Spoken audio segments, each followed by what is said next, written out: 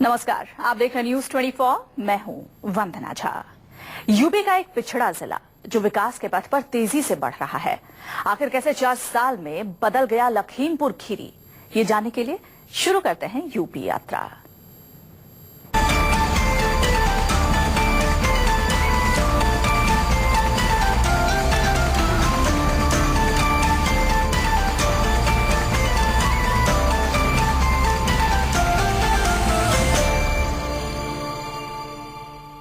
नमस्कार, मैं हूं सैयद सुहेल। यूपी यात्रा में हम उत्तर प्रदेश के सबसे बड़े जिले लखीमपुर खीरी पहुंच चुके हैं। वैसे तो लखीमपुर खीरी उत्तर प्रदेश का सबसे बड़ा शहर है, लेकिन लखीमपुर खीरी ही उत्तर प्रदेश के पिछड़े जिलों में भी शुमार था। चलिए सबसे पिछड़ी आबादी से ही उत्तर प्रदेश के लखीमपुर खीरी में यूपी यात्रा की शुरुआत करते हैं।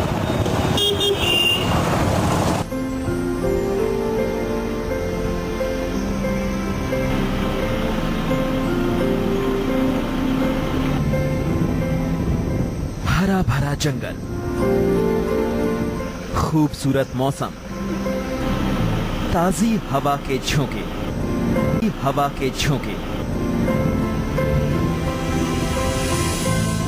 हम लखीमपुर खीरी में थे और दुधवा टाइगर रिजर्व पार्क से होते हुए 110 किलोमीटर दूर पलिया जा रहे थे। हमारी नजरें उन्हें तलाश रही थीं, जो इस जंगल में न जाने कितने सालों से रहते आए हैं। यानी जंगल ही इनका बसेरा है। ये हैं थारू। आखिर उनकी जिंदगी जंगल में रहते हुए कैसी है और उन्हें मुख्य धारा में लाने के लिए क्या कुछ किया गया? नजरों ने जो कुछ देखा वो अद्भुत, अकल्पनीय था।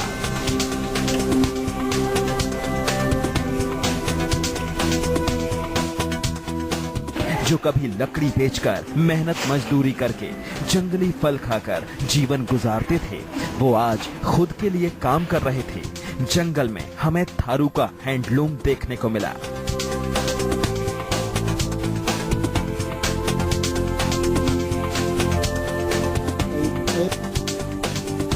पायदान, दरी, जूट के बैग, कारपेट और हाथ से बनी बेहद खूबसूरत चीजें, ये महिलाएं दिन रात इन्हें बनाते हुए अपनी अच्छी जिंदगी के ख्वाब भी बुनती हैं और इनके ख्वाब को साकार करने का सारथी बनी है यूपी सरकार की ये कोशिश।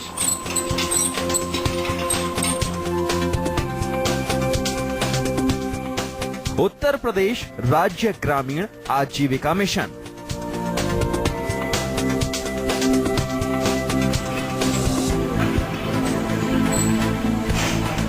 काम से आप ठीक ठाक कमा लेती हैं? जी हाँ। क्या आर्थिक मदद होती है घर में? घर पे आर्थिक मदद यही होती है, अपना पढ़ाई लिखाई भी करा लेते हैं बच्चों को, और अपना लत्ता कपड़ा, नून मिर्चा तेल सब यही होता है। इस मिशन का मकसद है थारू जनजाति की महिलाओं को संगठित करके उन्हें सशक्त, जागरूक और हुनरमंद बनाते हुए आजीविका का साधन उपलब्ध करवाना। इस तरह के एक नहीं, दो नहीं, 362 समूह राज्य सरकार के जरिए चलाए जा रहे हैं।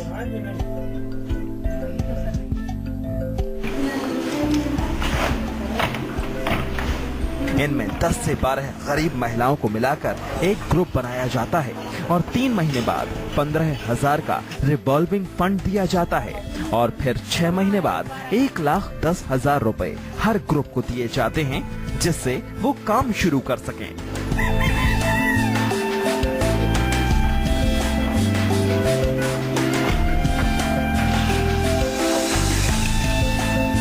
तीन से 4,000 रुपए ये प्रतिमन कमा लेते हैं।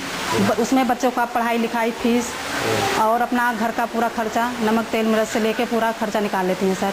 तो इससे ये लोग इतना खुश हैं कि हम लोग को परमानेंट रोजगार मिल गया और बाल बच्चों का पढ़ाई लिखाई सही हो गया।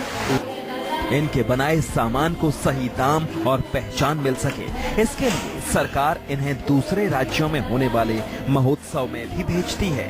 साथ ही यूपी सरकार ने इन समूहों की महिलाओं को मुर्गी पालन से भी जोड़ा है।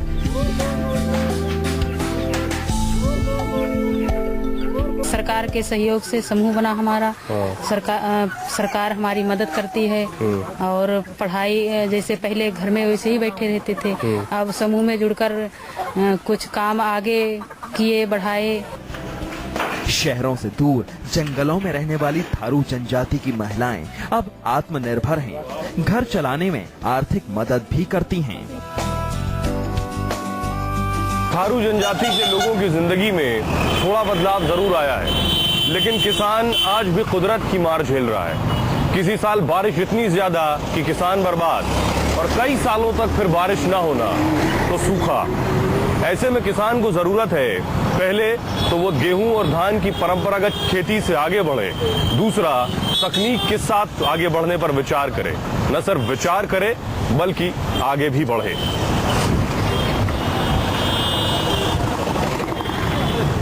मेहनत का कोई मुकाबला नहीं कर सकता।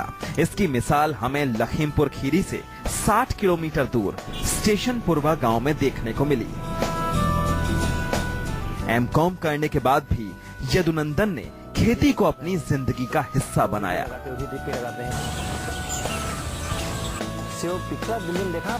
पानी की कमी के बावजूद कई तरह की खेती की, और वो भी मुनाफे के साथ। यदुनंदन ने गेहूं और धान की पारंपरिक खेती से आगे निकलकर सोचा, पपीते, केले, अनन्नास, लीची, इनके बगीचे में विकास की मिठास हर डाल पर देखने को मिली।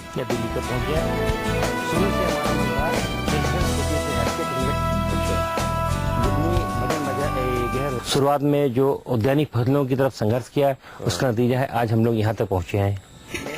सूखे की मार और पानी की कमी भी इनके हौसलों को कम नहीं कर पाई। ड्रिप इरिगेशन के जरिए डंके की चोट पर खेती की और खेती में अच्छा खासा कमाल करके दिखा दिया। दरअसल इन्होंने ड्रिप इरिगेशन के तरीके से बूंद बूंद पानी का इस्तेमाल किया। इस तरीके में पूरे खेत में एक पाइपलाइन बिछा दी जाती है, जिससे बूंद बूंद करके पानी सीधा जड़ों तक पहुंचता है। इस तरह सिंचाई का पानी गहराई में जाता है और इससे पानी की बर्बादी भी रोकी जाती है। टपक सिंचाई विधि, इससे जो ये तकनीक है किसानों की बहुत हितकारी तकनीक है। और जहाँ पानी आपका 8 घंटे 6 घंटे में 1 एकड़ सींचते थे, वो 2 घंटे अगर पर डे हम चला दें तो उतना ही पानी की मात्रा पूरी हो जाती है। और हमारी फसलों के लिए बहुत ही अच्छा है कि पानी के साथ हम खाद भी दे सकते हैं। ड्रिप इरिगेशन से 50% से लेकर 70% तक पानी की बचत होती है। साथ ही इस पर आने वाले खर्च का 90% सब्सिडी सरकार देती है। यानी यदुनंदन को 1 लाख रुपए में सिर्फ प्लांट लगाने के लिए 10,000 रुपए देने पड़े।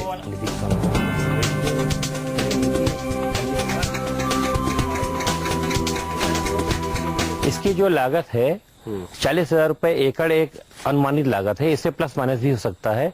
लेकिन गवर्नमेंट की जो योजनाएं हैं उनके थ्रू अगर लगवाया जाए तो विभिन्न स्कीम में उनमें गवर्नमेंट की सब्सिडी मिलती है।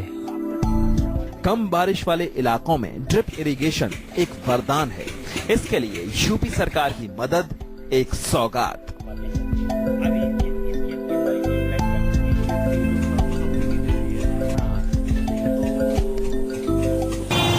किसान अगर खेती के साथ साथ कुछ ऐसा काम भी करे जिससे उसकी फसल पे होने वाले नुकसान की भरपाई हो सके, तो किसान की जिंदगी खुशहाल होगी, प्रदेश भी आगे बढ़ेगा और गौ सेवा भी होगी।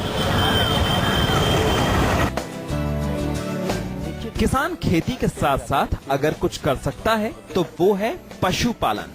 किसान अपनी डेयरी लगाकर दूध उत्पादन से खेती के नुकसान की भरपाई कर सकता है।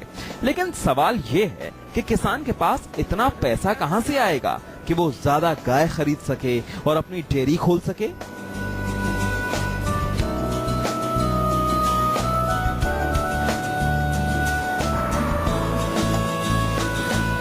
लाभार्थी को मुख्य रूप से इसमें ये लाभ है कि इस डेयरी का जो सबसे मुख्य आकर्षण है वो ये है कि 5 सालों के अंदर इसका जो है वो मूलधन वापस करना है, परंतु इन 5 सालों में कोई भी ब्याज जो है लाभार्थी को जो है बैंक को नहीं देना है। जो भी ब्याज है वो विभाग अथवा राज्य सरकार या शासन द्वारा व्यय किया जाएगा। कम लागत में अपनी डेयरी, जिसमें हाईटेक तरीके से दूध उत्पादन,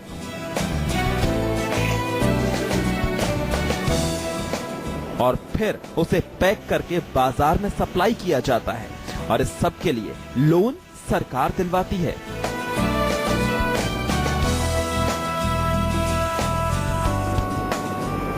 जिस पर ब्याज भी किसान को नहीं देना पड़ता। 40 लाख तक का साल में मुनाफा और ब्याज भी नहीं। इससे बेहतर किसान के लिए और क्या हो सकता है। ये प्रॉफिट मेकिंग है, फायदे का सौदा है ये। बिल्कुल प्रॉफिट मेकिंग है, लेकिन सर उसके साथ साथ प्रोसेसिंग अगर अपना करते हैं, जैसे हमने मिल्किंग किया, उसके बाद अपनी सेल्फ की प्रोसेसिंग करें, तब उससे बेनिफिट ज्यादा मिलता है। 100 गायों की डेयरी के लिए लागत करीब 1 करोड़ 21 लाख आती है। इसमें डेयरी लगाने वाले को 30 लाख 38 हजार देने होते हैं। बाकी के 91 लाख 14 हजार पर बिना ब्याज का लोन मिलता है।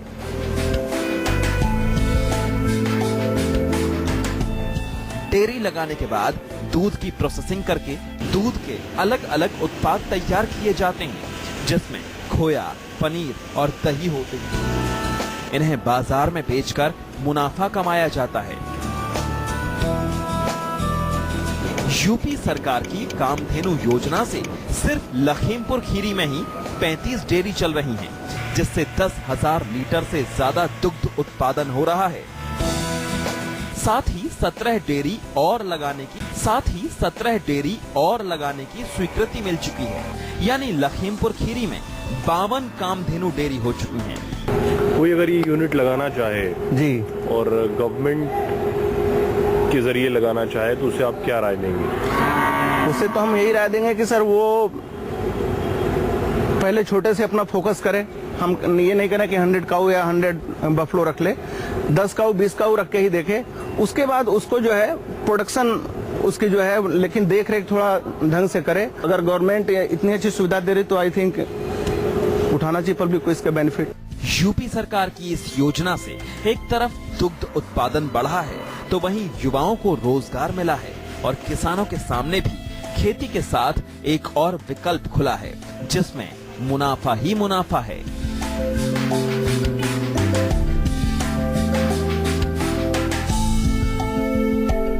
लखीमपुर खीरी एक पिछड़ा जिला है, इसलिए लोगों की तमाम समस्याएं भी होती हैं। लखीमपुर खीरी में इन समस्याओं के समाधान के लिए एक हेल्पलाइन है, जिसका नंबर है 1800-180-5060। इसमें आप बिजली, सड़क, पानी, कृषि, भूमि, स्वास्थ्य संबंधी समस्याएं दर्ज करा सकते हैं।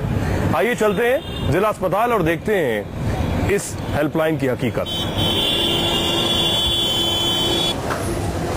बस एक कॉल और तुरंत मदद। लखीमपुर खीरी में हमें सुनने को मिला कि एक हेल्पलाइन है जिससे लोगों की मदद की जाती है। 5060 ये डीएम हेल्पलाइन का नंबर है। इस पे अपनी समस्या बताइए और देखिए समस्या हल हो रही है या नहीं हो रही है। ठीक है। उसकी हकीकत जानने के लिए हमने एक रियलिटी टेस्ट किया। घंटे से आप इंतजार कर रहे हैं? जी। डॉक्टर नहीं, अभी बैठे। डॉक्टर नहीं है तो आपको पता है यहाँ एक डीएम हेल्पलाइन चल रही है जी। उस हेल्पलाइन पर हम फोन करते हैं और हम देखते हैं कि आपकी समस्या का समाधान होता है या नहीं होता है। डीएम हेल्पलाइन हम डायल कर रहे हैं, मिला नहीं है। जी आप बात करिए। यहाँ हम इलाज कराने आए हैं, 2 घंटा हो गया करीब, वहाँ डॉक्टर साहब बैठे नहीं हैं। श्रीपाल जी की शिकायत तो दर्ज हो गई, लेकिन समस्या अभी दूर नहीं हुई थी। डॉक्टर अभी तक नहीं आए थे। तभी फोन पर एक मैसेज आया। दूसरी तरफ एक मैसेज मुख्य चिकित्सा अधिकारी के पास भी पहुंच चुका था, जो उस वक्त एक कार्यक्रम में थे। मुख्य चिकित्सा अधिकारी, ये मुख्य चिकित्सा अधिकारी यानी सीएमओ को भी ये आपकी जो शिकायत की है वो सीएमओ के पास भी चली गई है जी। और अब सीएमओ साहब इस पे एक्शन लेंगे और आपके जिस डॉक्टर रूम में डॉक्टर नहीं है वहाँ डॉक्टर भेजा जाएगा। इंतजार करते हैं कितने वक्त में डॉक्टर आता है। डीएम हेल्पलाइन से एक मैसेज आया है, ये श्रीपाल गौतम जी की कंप्लेंट है कि जिला अस्पताल में कमरा नंबर 16 में कोई डॉक्टर नहीं है। इस मैसेज का संज्ञान लेते हुए मैंने तुरंत सीएमएस जिला अस्पताल को कांटेक्ट किया। उन्होंने बताया कि वहाँ पे फिजिशियन की ड्यूटी है, वो अभी राउंड पे हैं। उनको तुरंत कहा गया है कि राउंड कंप्लीट करते ही वो कमरा नंबर 16 में पहुँचे और थोड़ी देर में वो कमरा नंबर 16 में आ गए और उन्होंने जो है गौतम जी को अटेंड करा। सीएमओ की कार्रवाई करते ही इधर अस्पताल में डॉक्टर पहुंच गए थे। श्रीपाल गौतम जी अपनी पत्नी को फौरन डॉक्टर के पास लेकर पहुंचे, जिनकी तबीयत लगातार बिगड़ रही थी। डॉक्टर ने उनकी पत्नी का तुरंत चेकअप किया। डॉक्टर मिले आपको? मिले जी, दिखाया? दिखाए। क्या बोले? कहा कि जाइए खून की जांच करवा लीजिए और एक्सरा सामान करवा करके उसके बाद हम। श्रीपाल जी के लिए तो हेल्पलाइन लाइफलाइन की तरह काम कर रही थी। अब हम उस हेल्पलाइन को देखने पहुंचे कि आखिर कैसे इतनी जल्दी लोगों को मदद पहुंचाई जाती है। एक कॉल सेंटर की तरह लोगों के फोन कॉल अटेंड किए जा रहे थे और फिर उनकी मदद के लिए तुरंत कार्रवाई यहीं से की जाती है। इस पर हर तरीके की समस्या आती है कि अमूमन जो कि हमारे पास यहाँ पर लेके आते हैं, किसी को आवास चाहिए, किसी को पुलिस से कोई शिकायत है या किसी मामले में कोई कार्रवाई हो रही है या किसी पड़ोसी से झगड़ा है, भूमि विवाद है, संपत्ति विवाद है, इस तरीके सारे विवाद आते हैं। लखीमपुर की इस हेल्पलाइन पर लोग किसी भी तरह की समस्या की शिकायत कर सकते हैं। वाकई ये एक अच्छी कोशिश है जिसे दूसरे जिलों में भी लाने की कोशिश की जा रही है। और अब बात करते हैं सीमा की। सीमा की जिंदगी में एक वक्त ऐसा आया जब वो मौत को गले लगाना चाहती थी। उसके पति ने उसे छोड़ दिया, भाई ने घर से निकाल दिया। सीमा बेघर हो गई। सीमा सड़कों पर रोते हुए वक्त काट रही थी। क्या हुआ फिर सीमा का, आइए देखते हैं। तो मेरे भाइयों ने कहा कि तुम्हारा भार हम कहाँ झेलेंगे, तुम निकल जाओ। उन्होंने मुझे घर से निकाल दिया, वो भी 10 बजे रात को। मैं अपने 2 बेटियों को अपने सीने से लगाए रोती सड़कों पे बैठी थी। मुझे कोई जीने का नहीं मेरा मकसद था। मैं ये सोचती मैं मुझे मौत मिल जाए तो मैं मर जाऊं। ये सीमा है। जिंदगी में ऐसा तूफान आया जब सीमा ये सोचने लगी। मैं अपने बच्चों को सीने से लगाकर रोया करती थी। यही सपना देखा करती थी कि मेरे पास पक्का मकान होता तो मैं भी अपने बच्चों को लेकर चैन के सुकून की नींद सोती। सीमा जब बहुत छोटी थी तो पापा गुजर गए। माँ को ब्लड कैंसर था। भाइयों ने सीमा की छोटी उम्र में ही शादी कर दी। सीमा को 2 बेटियां हुई। पति को बेटियां नहीं चाहिए थीं। पति की तंग सोच सीमा के लिए मुसीबत का सबब बन गई। पति का साथ छूटा तो भाइयों से पनाह की उम्मीद भी टूट गई। सड़क पर ठोकर खाती सीमा बच्चों को लेकर रात रात भर सीने से लगाए रोया करती थी। मेरी शादी होने के बाद में मेरी 2 बेटियां हुई। मेरा पति तो पहले से पीता था, लेकिन उनको कुछ ने भड़का दिया कि तुम्हारे पास कुछ औकात नहीं है, 2 बच्चे हैं, 2 भी बेटियां, कहाँ से क्या करोगे। उसने शराब पी पी के मुझे बहुत मारता था, बहुत मुझे मारता था। बस सीमा वक्त के थपेड़े सहकर काफी मजबूत हो चुकी थी। बस उसे रहने के लिए एक छत की दरकार थी। सीमा की ये ख्वाहिश लोहिया आवास योजना के जरिए परवास चढ़ी। गुर्बत गर्दिश में बेटियों के साथ मुस्कुराने के लिए सीमा के पास आज अपना घर है।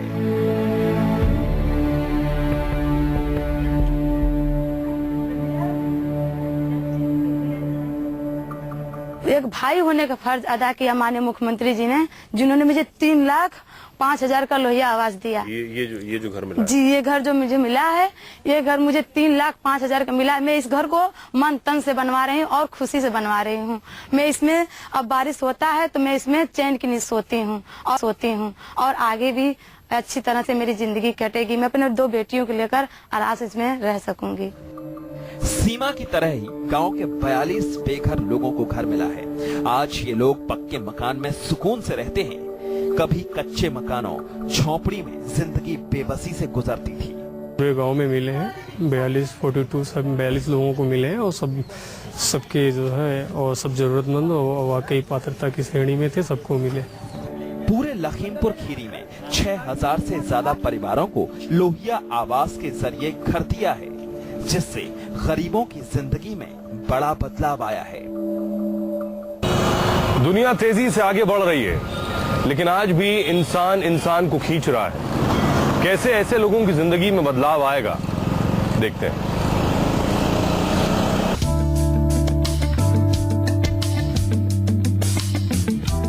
तेज धूप में रिक्शा चलाना और अपनी तकलीफ को किसी से न कहना, क्योंकि मोहन अपने बच्चों को एक बेहतर जिंदगी के लिए मेहनत से जी नहीं चुराना जानता। लेकिन इतनी मेहनत के बाद भी दिन के 150 रुपए से ज्यादा नहीं कमा पाते और जिस दिन रिक्शा नहीं खींच पाए उस दिन कुछ हाथ नहीं आता। बस यही बेबसी मोहन को खाई जा रही थी।